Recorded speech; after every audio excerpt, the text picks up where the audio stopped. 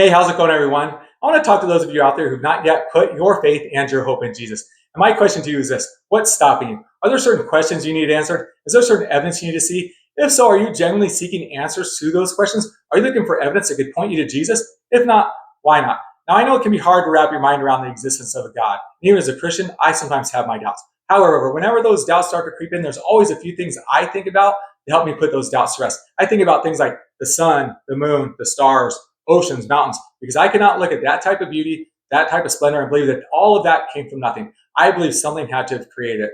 Or I'll think about how absolutely detailed and complex our human bodies are. Like the fact that right now my heart is pumping blood throughout my entire body, that my lungs are taking in oxygen, that we have thoughts, we have feelings, we have emotions. All of that to me points to your creator.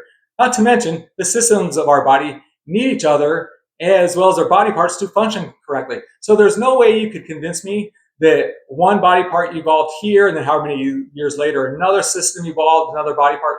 No, I don't believe that could have all come together randomly. I believe a perfect designer, a creator, made our bodies how they're supposed to be.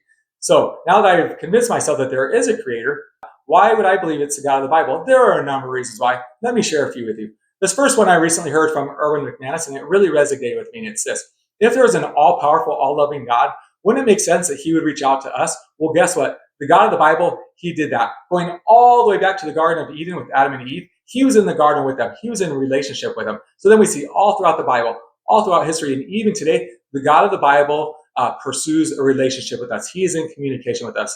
Next, there's archaeological evidence that supports the Bible. There are other historians that talk about Jesus and early Christians. And then there's a few questions that I'm sure that probably every human who ever has existed today has asked themselves, and they're this: is there a heaven?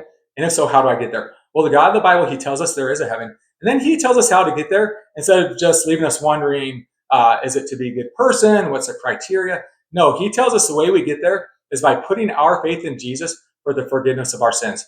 Because we as Christians believe we could never be good enough to be in the presence of a perfect God.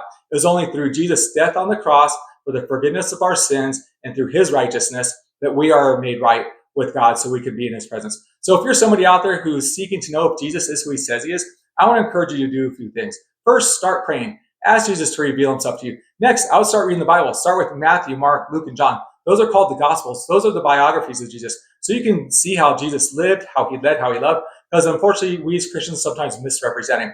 Also, get plugged into a Bible-believing church. Go sit, hear what they have to say. Last but not least, talk to a Christian friend. I'm sure they would love to share Jesus with you. So with all that being said, as always, let's draw closer to Jesus, love God, and love people. Later.